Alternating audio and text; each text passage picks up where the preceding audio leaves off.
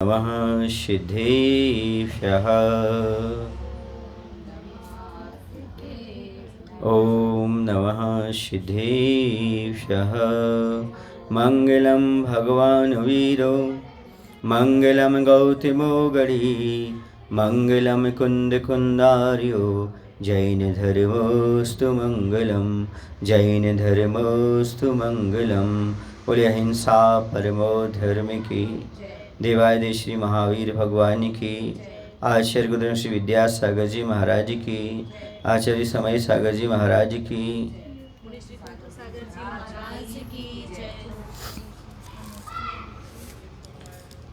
आज कुछ अनसुलझे प्रश्न हैं, आज भी उनका समाधान मिलेगा।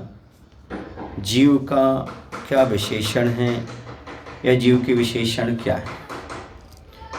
अरस अरूप गंधाश्च स्पर्शो शब्दः सचेतना अनादि निर्णयो जीवो निराकारा सनातना। जीव अरस है, अरूप है, गंध रहित है, स्पर्श रहित है, शब्द रहित है, चेतनामय है, अनादि अनिधन निराकार और नित्य स्वरूप है। अरस माने रस से रहित है। जो पुद्गल होते हैं उनमें चार गुण पाए जाते हैं, रस, रूप, गंध और स्पर्श। लेकिन आत्मा इनसे रहित होती है, शब्द रहित भी है, चेतनामय है, अनादि अनादिन है, अर्थात अनादि काल से है और अनंत काल तक वह रहेगी। निराकार है और नित्य स्वरूप है, किसी प्रकार का उसका आकार नहीं, और नित्य है, हमेशा नित्य रहने वाली हमारी आत्मा है। क्योंकि मरण शरीर का पर्याय का हुआ करता है, आत्मा का कभी क्या नहीं होता, मरण आदि नहीं हुआ करता। समझ गए? अरस, अरूपी, अगंध, स्पर्श, अशब्द द्रव्य अन्य में भी है क्या? हाँ, पुद्गल द्रव्य के अतिरिक्त जीव, धर्म, अधर्म, आकाश व काल, ये पांच द्रव्य अरस, अरूप, अगंध, स्पर्श और अशब्द है। सारतः मात्र एक पुद्गल द्रव्य यथा संभव उपयुक्त पांच गुणों वाला होता है। अन्य पांचों द्रव्यों में इन गुणों में से किसी गुण में नहीं होते, अर्थात पांचों द्रव्य शुद्ध हैं। एकमात्र पुद्गल द्रव्य कैसा है? वह दिखाई देता है, पौद्गलिक है, उसका नाम ही है। बाकी सब धर्म अधर्म आपको दिखाई देता क्या? नहीं दिखाई देता है। आकाश भी, काल भी नहीं। स्पेस का नाम क्या है? वो ब्लू स्काई नहीं, जैन दर्शन के अनुसार जो स्पेस है अभी वर्तमान में आपके सामने ही है, उसका नाम क्या है? आकाश द्रव्य।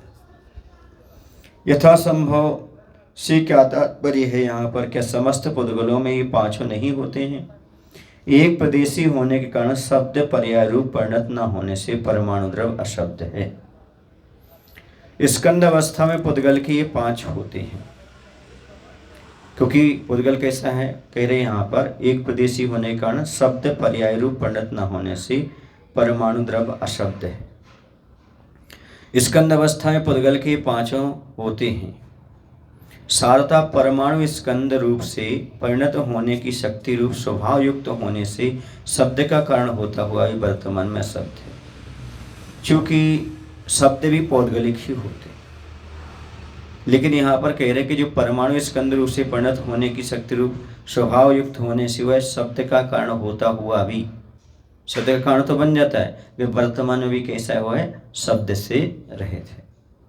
तो फिर आकाश आदि चार द्रव्य व जीव द्रव्य में इन स्पर्शन आदि के अभाव की अपेक्षा साम्य होने से एक दिखता है। कौन सा विभाजक गुण रहा जो कि जीव से आकाश आदि चार द्रव्यों में पार्थक्य की अभिव्यंजना देवे? सचेतना। क्या शब्द आया? सचेतना। अन्य द्रव्य जो हैं वो सचेतन नहीं है, बस अरूपी अरस ही हो सकते हैं, लेकिन चेतन मात्र किसका लक्षण है? जीव का। यह श्लोक का अंतर्गत गुण जीव व आकाश आदि चार द्रव्यों में भिन्नता करता है। वह इस प्रकार आकाश आदि चार द्रव्य नियम से अचेतन है। चार कैसे हैं? अचेतन है, परंतु जीव द्रव्य नियम से सचेतन ही है, जिसका परित्याग जीव की सूक्ष्म निगोद अवस्था पर्याप्त अवस्था में, निगोद अपर्याप्त अवस्था में भी नहीं हो सकता। ठीक है ना? सूक्ष्म निगोद या जीव में भी ज्ञानोदर्शन पाया जाता है। आकाश आदि चार द्रव्य भी निश्चय से पृथक पृथक द्रव्य हैं, क्योंकि जिनेन्द्र ने इन्हें पृथक पृथक चार द्रव्य रूप से देखा है तथा जिनेन्द्र के वाक्य अन्यथा नहीं हो सकते। जिनेन्द्र भगवान के कैसे होते वचन कभी अन्यथा नहीं होते। आलाप पद्धति आदि में लिखा है, सूक्ष्मं जिनोरितं तत्त्वं हेतुभिर्नैव हन्यते, आज्ञा सिद्धं तु तद्ग्राह्यं नान्यथा वादिनो जिनः। क्या अर्थ हुआ? जिनेन्द्र भगवान का तत्व बड़ा सूक्ष्म है, समझ गए? इसलिए अन्यथा कभी हो ही नहीं सकता। जो भगवान ने कहा है वही होगा। तथा जीव के सिवाय इन चारों द्रव्यों का पृथक पृथक उपकार भी उपलब्ध होता था। पांचों द्रव्य हैं, सबके उपकार तत्वसूत्र में अपने पढ़े होंगे, देखे होंगे, जाने होंगे, सुने होंगे। जीव तो निराकार है, पर सिद्धों के आकार उपलब्धि का प्रश्न ही नहीं है। सिद्ध भगवान का कोई आकार नहीं। क्यों नहीं है? क्योंकि जीव कैसा होता है? निराकार होता है। वर्तमान में कर्म से बंधा हुआ है, इसलिए आकार रूप में दिखाई दे रहा है। 6 फुट का, 5 फुट का, 3 हाथ का, 4 हाथ का, 7 हाथ का, ये पुद्गल की अपेक्षा से दिखाई दे रहा है। ये जो शरीर है, शरीर नाम कर्म जो है उसकी अपेक्षा से दिखाई दे रहा है। बाकी आत्मा तो निराकार है। जीव का आकार जिस जिस शरीर में पाता है उस शरीर रूप हो जाता है। तथा सिद्धों का भी आकार है, क्योंकि उनके अतीत अनंतर शरीर का आकार उपलब्ध होता है। कहा जाता है किंचुना चरम देहेदो सिद्धा, पूर्व शरीर से किंचित कम आकार वाला सिद्धों का आत्म प्रदेशों का आकार होता है। किंचुना थोड़ा कम हो जाता है। जो पूर्व शरीर रहता है, शरीर छूटने के बाद कुछ कम आकार वाला क्या हो जाता है, और शरीर की जो बनावट थी उसके अनुसार वह आत्म प्रदेशों का आकार वहाँ पर रह जाता है। मोक्ष मार्ग प्रकाशक में भी पंडित जी ने ऐसा कहा है कि चरम शरीर से किंचित न्यून पुरुषाकारवत आत्म प्रदेशों का आकार सिद्धों में है। अथवा जीव का ना कोई संस्थान है और ना कोई स्वाभाविक नियत आकार है। इस दृष्टि से शुद्ध जीव को निराकार भी कहा जा सकता है, क्योंकि आत्मा का कोई आकार प्रकार नहीं होता। संसारी आदि अवस्था में जीव में अचेतन धर्म है। संसारी आदि जो अवस्थाएं हैं इसमें जीव में अचेतन धर्म है, ऐसा कहा जा सकता है क्या? क्योंकि पुद्गल की अपेक्षा क्या है? शरीर दिखाई दे रहा है, तो ऐसा कह सकते क्या? क्योंकि प्रमेयत्व आदि धर्मों की अपेक्षा आत्मा सचित्त नहीं, आत्मा अचित्त अचेतन है, और ज्ञान दर्शन की अपेक्षा चिदात्मक है। प्रमेयत्व ने जानने की अपेक्षा। अतः आत्मा चेतनात्मक भी है और अचेतनात्मक भी है, यानी जीव में अनंत गुण विद्यमान है। कितने गुण हैं? हाँ, उसमें चेतन गुण चेतन रूप है, अन्य गुण अचेतनत्व लिए हैं। इस अपेक्षा से आत्मा अचेतन रूप है, तथा संसारी अवस्था में कर्मबद्ध जीव को अचेतन कहना असद भूत व्यवहार नए की अपेक्षा से अवरुद्ध ही है, और वही शुद्ध चेतन स्वरूप की अपेक्षा चेतन भी है। समझ गए? नए अपेक्षा लगाओ, कर्म से बंधा हुआ है तो सच कैसा है? आकार वाला भी है और बिना आकार का भी है, चेतन स्वरूप भी है और अचेतन स्वरूप भी है पुद्गल की अपेक्षा। संसारी अवस्था में जीव रूपी है अरूपी है। संसारी जीव भी मूर्तिक नहीं है, किंतु कर्मों से संयुक्त है, ऐसा जानना चाहिए। संसारी जीव भी कैसा है? जीव तो अमूर्तिक ही होगा, लेकिन क्यों है? क्योंकि कर्मों से संयुक्त है इसलिए। अथवा व्यवहार नय से, अनुपचित असद्भुत व्यवहार नय से कर्मों के साथ एकत्व परिणाम के कारण जीव मूर्त है, तथा वही जीव शुद्ध निश्चय से अरूप स्वभाव वाला होने से अमूर्त है, ऐसा अनेकांत जानना चाहिए। हमारा आत्मा तो शुद्ध निश्चय से कैसा है? अमूर्त दिखाई नहीं देता है, लेकिन रूपी कैसे हो गया वह? यह पुद्गल के कारण दिखाई देता है। आप लोगों ने जीव देखा कभी? कितने लोगों ने जीव देखा? जीव नहीं देखा आपने, व्यवहार से देखा है, निश्चय से नहीं देखा। समझ गए? चींटी क्या है? नहीं, पर्याय है। चींटी कौन है? हाथी क्या है? मनुष्य क्या है? पर्याय, समझ रहे ना। इसलिए इस पर्याय की अपेक्षा से, व्यवहार नय से, पर्यायर्थिक नय की अपेक्षा से हम उसे जीव कह देते हैं। क्या कह देते हैं? हकीकत तो ये है कि जीव तो इन सब से रहित है, अर्थात वह दिखाई नहीं देता। आप लोग जीव से डरते हो कि पुद्गल से डरते हो?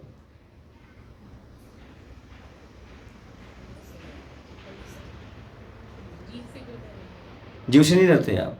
पक्का? चलिए तो दो चार सांप लाओ, इनके आजू बाजू में रख दो। डरना नहीं चाहिए आपको, क्योंकि वो जीव है।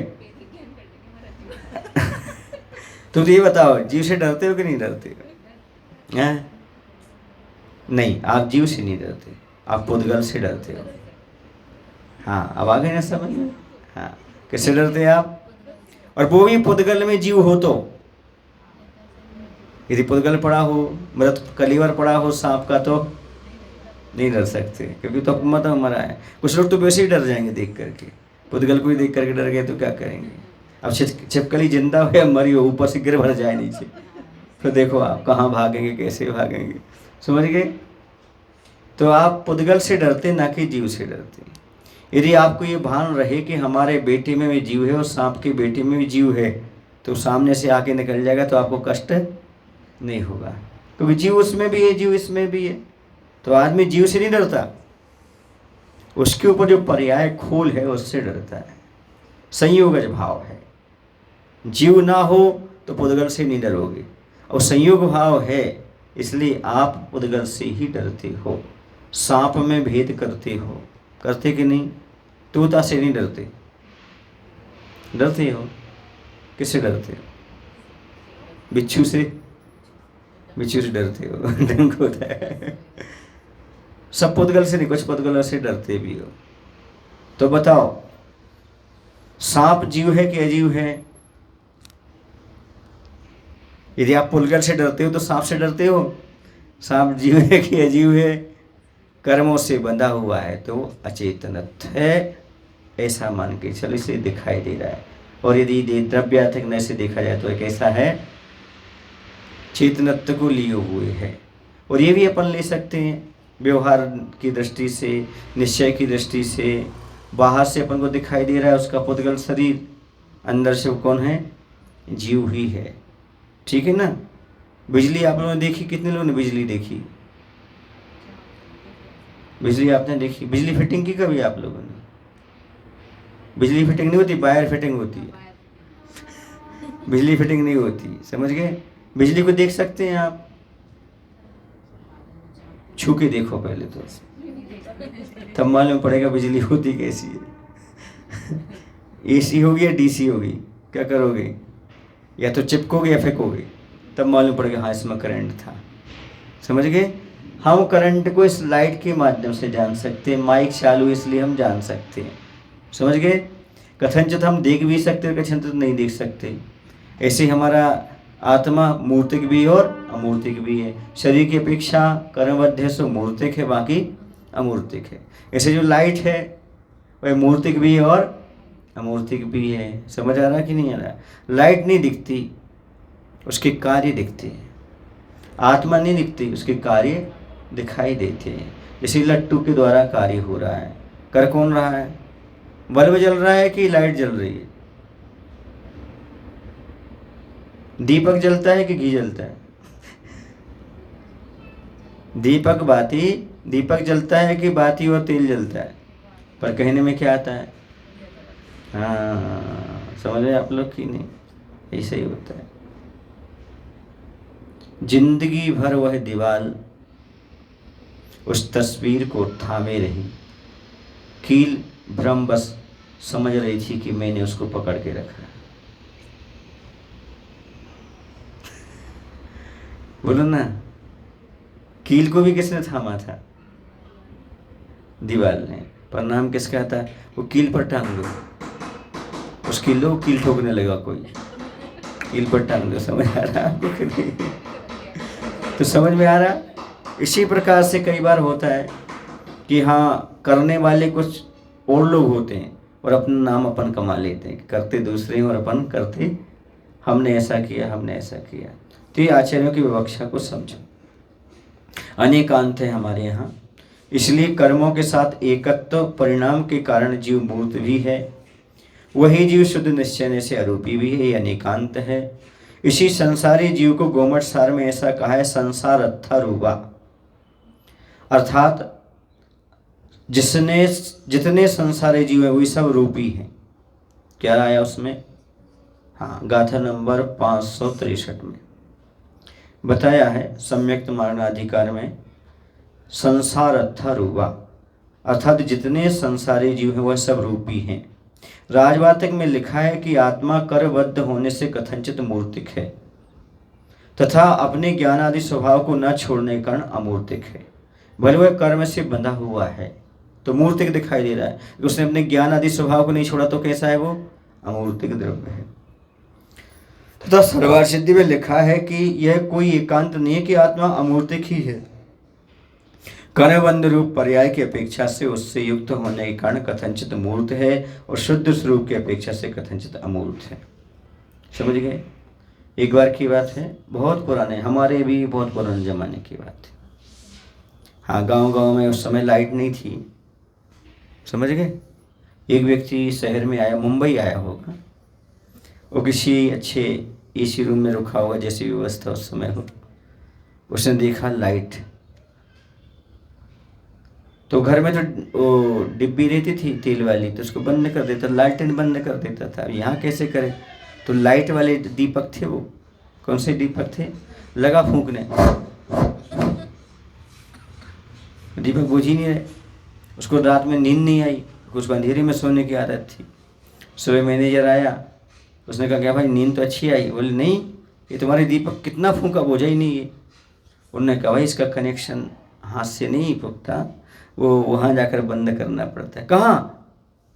वहाँ से होता। अच्छा, अब समझ में आया। समझ में आ रहा आपको? क्या समझ में आ रहा? ऐसे हमारी आत्मा बाहर से कुछ नहीं, उसका कनेक्शन कहीं अंदर से है।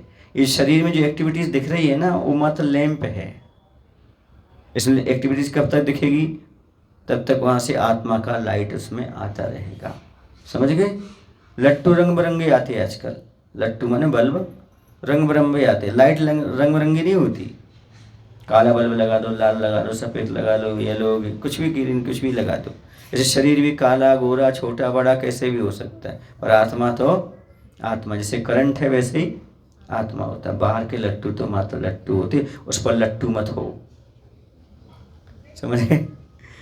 लाइटिंग होती है ना, तो लोग अरे अरे ये कौन सी लाइट है, ये कौन सी लाइट है? करंट तो एक सही है ना, बाहर के उस पर लट्टू होते रहते, देखो ये वाला लगाओ, ये वाला लगाओ, ये वाला लगाओ, है ना, ये वाला लैंप चाहिए, ये वाला। ऐसी आत्मा है, आत्मा करंट है, बाहर का सब लट्टू है, उस पर लट्टू होने वाले भूल जाते हैं। ये तो शरीर है, ये तो जर्जर होने वाला, अंदर क्या है? आत्मा है, करंट की भांति। करंट समझ में आ रहा है आपको कि नहीं? करंट में समझ में आ रहा कि नहीं आ रहा है? करंट में समझ में आ रहा कि नहीं कि आत्मा करंट के समान है? करंट माने वर्तमान में। चलिए, बन्नम पड़ियत्तम लखै नदो हवै तस्य नानत्तम तम मामुत्ति भावो नेयंतो होई जीवस्यो। आत्मा कर्म से बंध की अपेक्षा एक है, तो लक्षण की अपेक्षा से वह भिन्न है। इसलिए जीव का अमूर्तिक भाव अनेकांत रूप है, वह एक अपेक्षा से है और एक अपेक्षा से नहीं। अतः आत्मा व्यवहारतः आत्मा रूपी कह दिया जाता है, तथापि परमात्मा आत्मा अमूर्त स्वरूप है, ऐसा जानना चाहिए। क्या कहा? ये पुद्गल की अपेक्षा जीव आ गया, देखो ये दिखाई दे रहा है। वो कह रहा है मैं भी जीव हूँ, चार इंद्रिय हूँ, मकड़ी हूँ।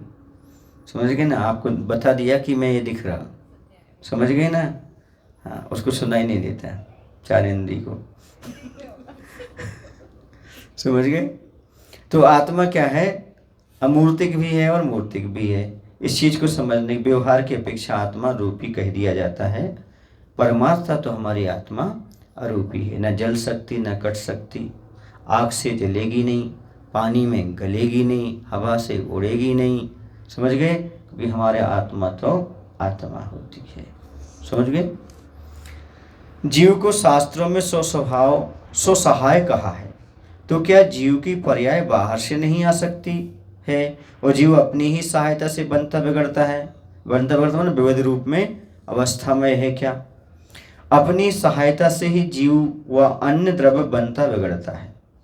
अपनी ही सहायता से, अपने ही परिणामों से। प्रत्येक वस्तु का परिणमन अवश्य होता है, पर उस परिणमन में उपादान की दृष्टि से वस्तु अपने आप ही कारण है। अपने कारण से ही अपना कार्य होता है। यह नियम वस्तुओं की अव्यवस्था में बाधक है एवं व्यवस्था में साधक है। सारता बाहर से जीव पर्याय नहीं आ सकता, स्वयं से ही जीव उत्पन्न होता है। और सही बात तो ये अपने कर्मों से ही, अपने परिणामों से ही इसका परिणमन होता है। दो दृष्टियां होती हैं, एक उपादान दृष्टि होती है, दूसरी निमित्त दृष्टि होती है। निमित्त अलग चीज है, उपादान अलग चीज है। निमित्त क्या है और उपादान क्या है? वस्तु की स्वयं परिणमन करने की क्षमता का नाम, वस्तु की स्वयं कार्य रूप परिणमन करने की क्षमता का नाम क्या है? उपादान कारण। और जो उसमें सहयोगी हो जाता है वो निमित्त कारण होता है। इसलिए प्रत्येक जीव अपने आप में अपना परिणमन करता है। जीव सर्वगत है या सर्वगत है? सर्वगत माने सब जगह है कि सब जगह नहीं है। जीव द्रव्य एक जीव की अपेक्षा केवली समुद्घात अवस्था में, लोकपूर्ण समुद्घात की अवस्था में सर्वगत है, तथा नाना जीव तो सदा सर्वदा सर्वगत ही हैं। अन्य अवस्थाओं में एक जीव असर्वगत है, ऐसा जानना चाहिए। दो बातें आ गई। एक जीव है, वो ये जीव यहाँ है तो यहीं होगा, सब जगह नहीं होगा। संसारी जीव, समझ गए ना? कर्म बंधन से युक्त है, जो घातीय अघातीय सब कर्म जिसके पास हैं, वो जीव यहाँ पर है, सब जगह नहीं है। लेकिन एक जीव वो है केवली भगवान, जो समुद्घात की अपेक्षा उनके आत्मदेश सारे लोक में फैल जाते हैं। एक जीव सर्वगत भी हो गया। समझ गए ना? और सब जीवों की अपेक्षा सब ठसाठस लोक भरा हुआ है। संपूर्ण लोक में ठस एक इंद्रिय प्राणी तो भरे हुए। तृष्णादि किससे भरी हुई है? तृष जीवों से। बाकी तृष नाड़ी के अंदर, उसके बाहर अवगाढ़ गाढ़ नशियो, कैसा शब्द आया? अवगाढ़ गाढ़ नशियो, ठसाठस भरे हुए हैं। ऐसा हाथ उठाओगे यहाँ जीव है, पैर उठाओगे जीव है, क्योंकि सर्वत्र वायु का एक आदि पंच स्थावरों की स्थिति पाई जाती है। सप्तम नरक के नीचे कलकला पृथ्वी में भी पंच स्थावर जीव पाए जाते हैं। इन्हें सर्वलोक में जीव भरे हुए हैं। समझ गए? इस अपेक्षा से जीव सब जीव की अपेक्षा, नाना जीव की अपेक्षा सर्वगत है। और एक जीव केवली भगवान के समुद्घात अपेक्षा सर्वगत है। बाकी प्रत्येक जीव सर्वगत नहीं है। समझ गए? असर्वगत। जीवों का संकोच विस्तार क्यों होता है? आत्मा और शरीर के योग से होता है। जैसा शरीर मिलता है वैसा उसका संकोच विस्तार होता चला जाता है। इस संकोच विस्तार वाली हमारी आत्मा है। जैसे चींटी की आत्मा, वैसे हाथी की आत्मा, वैसे मनुष्य की आत्मा। बस जिस शरीर में जाती है तनु मात्र प्रमाणम, शरीर प्रमाण हो जाती है। वही आत्मा चींटी के शरीर में जाएगी तो चींटी का आकार ले लेगी उतना सा। वही विशाल का हाथी के उसमें जाएगी तो हाथी का। इस संकोच विस्तार होता है किसके कारण? आत्मा और शरीर के योग के कारण, उनके मिलन के कारण होता है। इस संकोच विस्तार ऐसा आत्मा में गुण बताया। जीवों को सुख दुख क्यों होता है? जैसे लाइट होती ना, जीरो बल्ब में जाएगी तो, हेलोजन में जाएगी तो, ऐसा इसी प्रकार से इसका हो जाता है। पानी भी जैसे बर्तन में जाएगा उस बर्तन का हो जाएगा। बस पानी में ये लक्षण है कि उसमें आकार नहीं बदलेगा, उसका क्या बोलते हैं इसको, क्वांटिटी नहीं बदलेगी। हाँ, उस संकोच नहीं होगा, उसकी आकार तो परिणत हो जाएगा। लेकिन तुम जाओगे ये एक गिलास का पानी एक कटोरी में आ जाए तो ऐसा नहीं हो सकता। बस उसका आकार ले सकता है। पर आत्मा कैसा होगा? करंट जैसा होगा, जीरो बल्ब में भी समा जाएगा, बड़े में भी चला जाएगा, ऐसा चल जाएगा। समझ गए? संकोच विस्तार इसका होता है। जीवों को सुख दुख क्यों होता है? इसमें पुण्य और पाप कर्म का निमित्त है। किसका निमित्त है? उनके फल काल में जीव मोह करके राग द्वेष करता है और इसी से सुख दुख का अनुभव करता है। पुण्य का उदय हुआ तो राग कर लिया और पाप का उदय हुआ तो द्वेष कर लिया, फलता उससे साता साता बंधेगा, उदय में आएगा, उस रूप से क्या मिलेगा? सुख दुख का अनुभव करना पड़ेगा। अभी किसका उदय है? पुण्य का उदय। इसलिए कहते हैं पुण्य, क्या बोलते हैं अपन? सुख में होकर मग्न न फूलें, दुख में कभी ना घबरावे। यदि सुख में फूलोगे तो भी आपको कर्म का बंध होगा, दुख में दुखी होगे तो भी। अच्छी चीज मिली राग हो गया, कर्म का बंध हो गया, बुरी चीज मिली देश हो गया, कर्म का बंध हो गया। और कर्म का बंध हुआ, राग देश किया, कर्म का बंध हुआ तो पुण्य और पाप का बंध हो गया। यही हमें क्या देने वाला है? सुख दुख देने वाला है, साता साता। समझ गए? आदमी को जो भाता है सो वो पाता नहीं, जो पाता है सो भाता नहीं, इसे तो सुख साता नहीं। जो भाता है माने अच्छा लगता है सो पाता नहीं, और जो पाता है सो उसे भाता नहीं, अच्छा नहीं लगता। यही तो राग देश का कारण है। इसलिए क्या नहीं है? सुख साता इस जीव को प्राप्त नहीं हो पाता। जीव को पुण्योदय से किसकी प्राप्ति होती है? तो पुण्य के उदय से उत्तम गति में गमन और उत्तम सामग्रियों का लाभ होता है। जो कुछ इस साता की सामग्रियां हैं, आपको मनुष्य पर्याय है, ये गति आपकी है, मनुष्य गति है, अच्छी अच्छी सामग्रियां, ये सब पुण्य उदय से होती है। किससे होती है? पुण्य उदय कारण प्राप्त होती है। और पाप के उदय से जीव को किसकी प्राप्ति होती है? तो पापोदय में जीवों को दुर्गति में गमन होता है और बुरी यानी अनिष्ट सामग्री का लाभ होता है। यदि आपके परिवार में आपके जीवन साथी अच्छे हैं तो पुण्य का उदय है, और अच्छे नहीं है तो पाप का उदय है। आपके परिवार में किसी से पटरी नहीं बैठती पर रेल की पटरी दिखाई देती है। हाँ हाँ हाँ घर में पटरी नहीं बैठती तो क्या दिखाई देती है? रेल की पटरी। दुर्घटना से देर भली और सेल्फा से रेल भली। ऐसे आदमी की परिणति हो जाती है, आत्मघात की ओर बढ़ जाता है। क्यों? क्योंकि पाप का उदय तीव्र चलता है। ये भूल जाता है उदय तो मेरा है ना पाप का, सामने वाला तो निमित्त मात्र है। पटरी में जाने के बाद दूसरी पटरी में पहुंच गया तो क्या करूंगा? दूसरी गति में, वहां भी तो कर्म थोड़ी आपके छूट जाएंगे। पर्याय छूटती है, निमित्त छूटते हैं, कर्म नहीं छूटते। आत्महत्या करने से क्या कर्म छूट जाएंगे? जिस गति में जाओगे वहां दुख मिलेंगे। इसलिए कहीं भूल कर भी आत्महत्या के भाव तो लाना ही नहीं। पापोदय से जीव दुर्गतियों में गमन करता है, ये पाप का उदय। और अनिष्ट सामग्री का भी उसे क्या होता है? संयोग भोगना पड़ता है। जो जो अच्छा मिला है आपको, समझे किसका उदय था? पुण्य का। जो जो आपको अच्छा नहीं मिला, समझो किसका उदय है? पाप का। किसी को दोष मत दो, अपने कर्म सिवाय जीव को कोई ना फल देता। आप करें फल दे अन्य तो स्वयं किया निष्फल होता।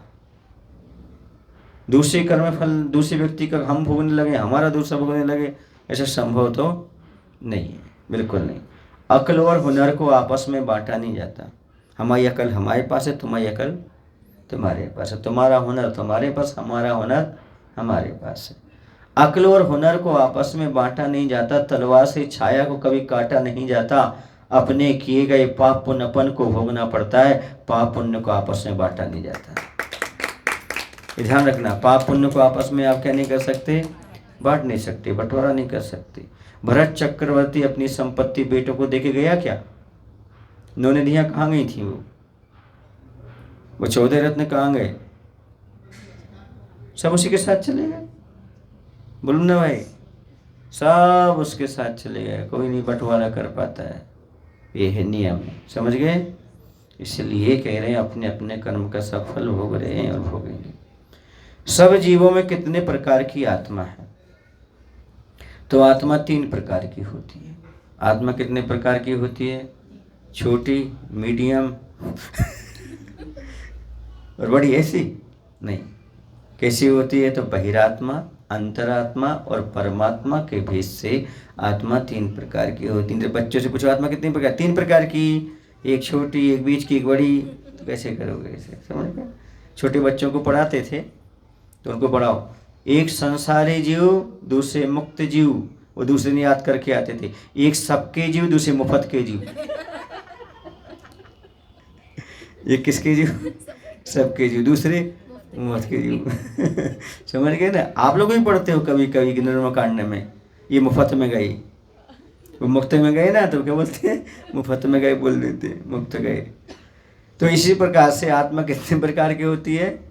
बहिरात्मा, अंतरात्मा और परमात्मा।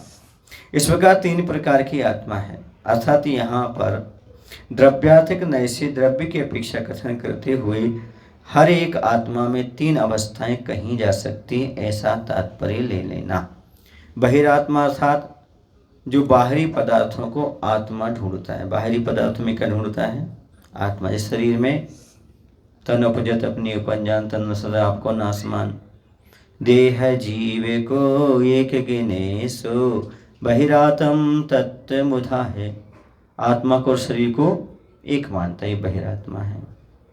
अंतरात्मा जो देह को और आत्मा को पृथक मानता है। परमात्मा जो अनुभव करता है, किसका? देह से पृथक आत्मा को। परमात्मा के 2 भेद हो जाते, एक सकल परमात्मा, दूसरा निकल परमात्मा। सकल परमात्मा हो जाते हैं अरहंत परमेष्ठी और निकल परमात्मा हो जाते हैं सिद्ध परमेष्ठी। आत्मा और परमात्मा में थोड़ा सा भेद और जान लो। आत्मा वह है जो चतुर्गति में भ्रमण कर रही है, परमात्मा वो है जो चतुर्गति के भ्रमण से छूट गया। हम कौन है? कौन है आप? आत्मा। हाँ, क्या बनना है?